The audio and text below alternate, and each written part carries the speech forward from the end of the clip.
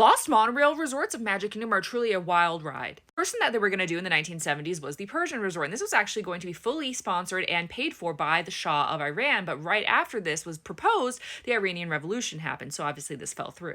And they were going to have the monorail pass through Tomorrowland in order to get to this resort. Another idea they had was a Venetian resort, and obviously this is going to be styled off of Venice. They were going to have gondolas take you to your resort rooms, and this was going to be in that plot of land just south of the Contemporary. Because the Contemporary and the Polynesian were the only two original monorail resorts when the park opened.